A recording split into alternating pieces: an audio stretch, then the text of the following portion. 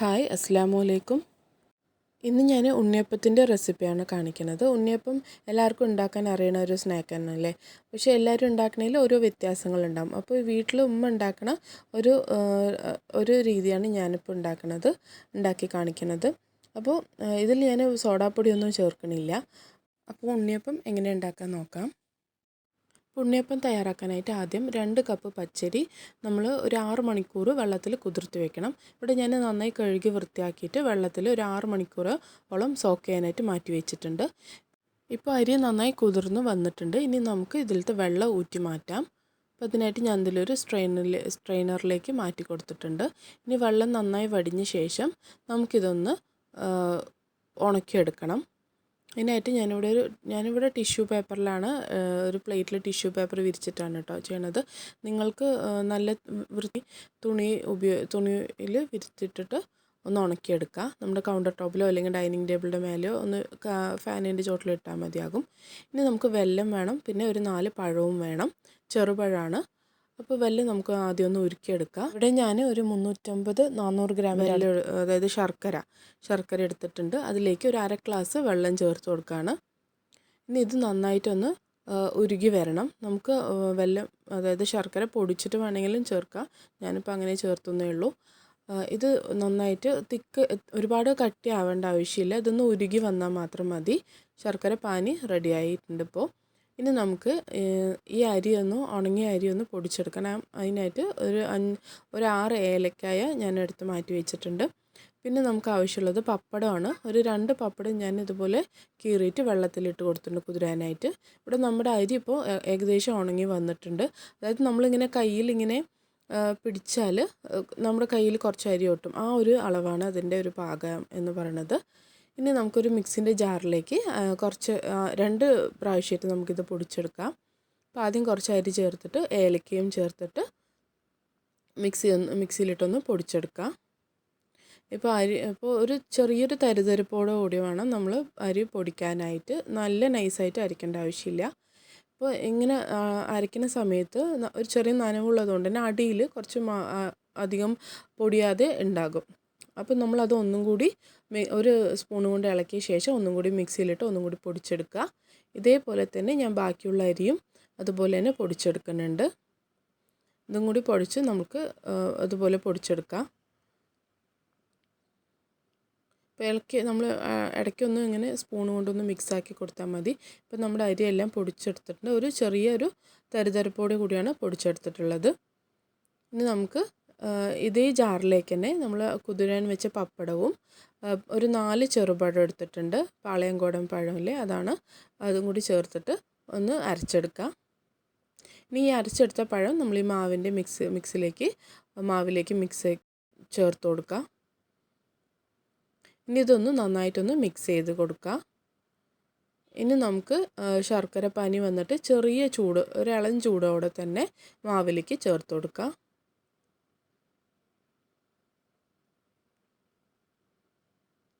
ഇത് നന്നായിട്ടൊന്ന് ഇളക്കി എല്ലാ ഭാഗത്തും ഇളക്കി യോജിപ്പിച്ചെടുക്കണം.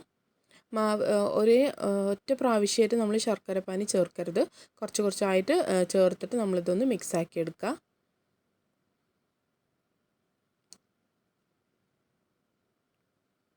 ഇപ്പോൾ കട്ടകളില്ലാതെ വേണം നമ്മൾ ഇതൊന്ന് മിക്സ് ചെയ്തെടുക്കാനായിട്ട്. ഇപ്പോൾ ഇനി ഇതിലേക്ക് ഞാൻ ഒരു 4 ടേബിൾ സ്പൂണോളം മൈദ ചേർത്ത് കൊടുക്കുന്നുണ്ട്. മൈദയ്ക്ക് പകരം ഗോതമ്പ് മാവ് വേണമെങ്കിൽ യൂസ് ചെയ്യാം കേട്ടോ. മൈദ ചേർക്കുമ്പോൾ കുറച്ചായി ചേർത്തിട്ട് നന്നായിട്ട് മിക്സ് ചെയ്തെടുക്കുക. അപ്പോൾ കട്ടകളൊന്നും ഇല്ലാതെ എല്ലാ ഭാഗവും ഒരുപോലെ മിക്സാക്കി എടുക്കുക. അപ്പോൾ ഞാൻ ആദ്യം പകുതിയിട്ട് പിന്നെ ബാക്കി ഇട്ടിട്ട് ഞാൻ ഇതൊന്ന് മിക്സാക്കി എടുക്കുകയാണ്. അപ്പോൾ ഇത് കട്ടിയാകും മാവ്. അപ്പോൾ നമ്മൾ ബാക്കി എടുത്തു വെച്ചിരിക്കുന്ന പാവും കൂടി ഇതിലേക്ക് ചേർത്ത് കൊടുക്കാം.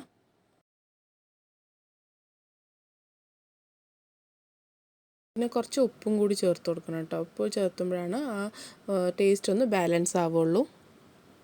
ഇനി ഞാനൊരു വിസ്ക് വെച്ചിട്ട് നന്നായിട്ടൊന്ന് ബീറ്റ് ചെയ്തെടുക്കണം. അപ്പോൾ എവിടെയെങ്കിലും മിക്സ് ആവാണ്ടോ അല്ലെങ്കിൽ പൊടികൾ കട്ട പിടിച്ച് കിടക്കണമെങ്കിൽ അതൊക്കെ ഒന്ന് ഉടഞ്ഞ് കിട്ടാനായിട്ടാണ്. ഇനി ഞാൻ ഒരു ദിവസം അങ്ങനെ ഫെർമെൻറ്റ് ചെയ്യാനായിട്ട് മാറ്റി വെച്ചിട്ടുണ്ട്. അപ്പോൾ കാലാവസ്ഥ പൊതുവേ ചൂടായതുകൊണ്ട് തന്നെ ഇത് നന്നായിട്ട് ഫെർമെൻ്റ് ആയിട്ട് വരും. ഇതിപ്പോൾ ഇതൊന്ന് ഫെർമെൻ്റ് ആയിട്ട് വന്നിട്ടുണ്ട്. ഇനി ഇത് ഞാൻ പിറ്റേ ദിവസം വൈകുന്നേരമാണ് കേട്ടോ ചെയ്യണത്. അപ്പം ഇതൊന്ന് ഓപ്പണാക്കി നോക്കാം.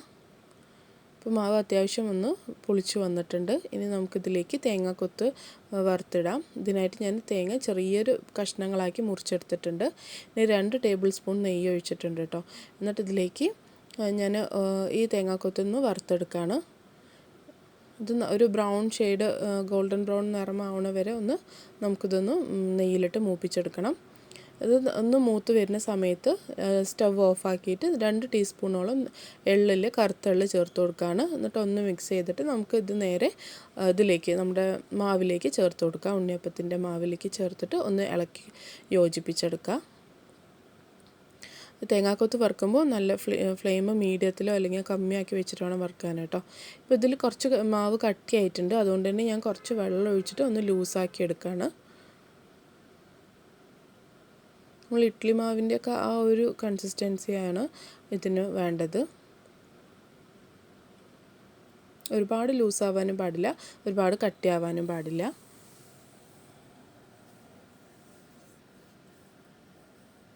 ഇനി നമുക്ക് ഉണ്ണിയപ്പച്ചട്ടി ചൂടാക്കിയിട്ട് അതിലേക്ക് വെളിച്ചെണ്ണ യൂസ് ചെയ്യാം, അതുപോലെ നെയ്യും യൂസ് ചെയ്യാം. ഇവിടെ ഞാനിപ്പോൾ സൺഫ്ലവർ ഓയിലാണ് യൂസ് ചെയ്യുന്നത്. അതിലേക്ക് കുറച്ച് നെയ്യും കൂടി, ആ മണത്തിന് വേണ്ടിയിട്ട് കുറച്ച് നെയ്യും കൂടി ചേർത്ത് കൊടുക്കുന്നുണ്ട്. ഇതൊന്ന് ചൂടായിട്ട് ആദ്യം കല്ല് നല്ല ചൂടായ ശേഷം എണ്ണ ഒഴിച്ചു കൊടുക്കുക. എന്നിട്ട് മീഡിയം ഫ്ലെയിമിൽ വെക്കുക. അതിന് ശേഷം ഒഴിച്ചു കൊടുക്കുക. അതുപോലെ ഉണ്ണിയപ്പം ഗ്ലാസ് കൊണ്ട് ഞാൻ ഒഴിച്ചത് അത് ആദ്യം നല്ല ഒന്ന് പൊള്ളി കൈ കേട്ടോ. അപ്പോൾ അതുകൊണ്ട് സൂക്ഷിച്ച് വേണം ഇതൊക്കെ ചെയ്യാനായിട്ട്.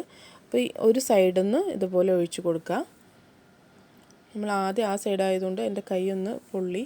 പിന്നെ ഞാൻ ഈ സൈഡിൽ നിന്ന് ഒഴിച്ചു കൊടുക്കുകയാണ് കേട്ടോ.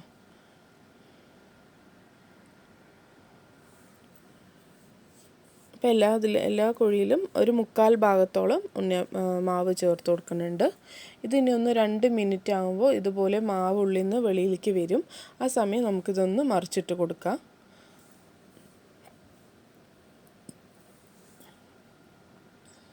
അത് മീഡിയം ഫ്ലെയിമിൽ വെക്കണം, അല്ലെങ്കിൽ നമ്മുടെ മാവ് പെട്ടെന്ന് തന്നെ ഉണ്ണിയപ്പം പെട്ടെന്ന് തന്നെ കളർ ചേഞ്ച് ആകും, ബ്രൗൺ കളറാകും വെളിയിൽ, പക്ഷെ ഉള്ളിൽ വെന്തിട്ടുണ്ടാവില്ല.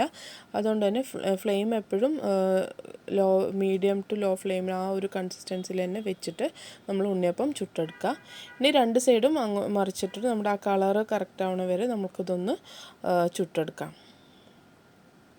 ഇപ്പോൾ ഉണ്ണിയപ്പത്തിൽ 2 സൈഡും ഒരേപോലെ നിറമായിട്ട് വന്നിട്ടുണ്ട്. ഈ സമയം നമുക്കിതൊന്ന് എടുത്ത് മാറ്റാം. ഇത് ഇനി ഇരിക്കെ കളറ് ഡാർക്കാകും. അപ്പോൾ ഇത് ആറുമ്പോൾ പൊതുവേ ചെറിയൊരു ഡാർക്ക്നെസ് വരും. അപ്പോൾ ഒരുപാട് നമ്മൾ എണ്ണയിൽ ഒരുപാട് നേരം മൂപ്പിച്ച് പറഞ്ഞാൽ നല്ല ഡാർക്കാവും. പിന്നെ കുറച്ച് ആദ്യം കഴിക്കുമ്പോൾ സോഫ്റ്റ് ആയിട്ടുണ്ടാവും, പിന്നീട് അത് ഹാർഡാകും. പിന്നെ നമുക്കിതിലേക്ക് വേണമെങ്കിൽ ഇപ്പോൾ നിങ്ങൾക്ക് ഇഷ്ടമുള്ളവർ വേണമെന്നുണ്ടെങ്കിൽ ബേക്കിംഗ് സോഡ ചേർത്താം കേട്ടോ. ഒരു 1/2 ടീസ്പൂണൊക്കെ ബേക്കിംഗ് സോഡ ഇട്ടിട്ട് വെക്കാം. അപ്പോൾ നമ്മുടെ ഉണ്ണിയപ്പം എല്ലാം ഞാൻ ഇതുപോലെ ചുട്ടെടുക്കുകയാണ്. അതുപോലെ വെളിയിൽ ക്രിസ്പിയും ഉള്ളിൽ നല്ല സോഫ്റ്റ് ആയിട്ടുള്ളൊരു ഉണ്ണിയപ്പമാണ്. അപ്പോൾ ഇനി ഉണ്ണിയപ്പം ഉണ്ടാക്കുമ്പോൾ ഈ റെസിപ്പി ഒന്ന് ട്രൈ ചെയ്ത് നോക്കൂ. അപ്പം ഇനിയൊരു നല്ലൊരു റെസിപ്പിയുമായിട്ട് വീണ്ടും വരാം. Thanks for watching.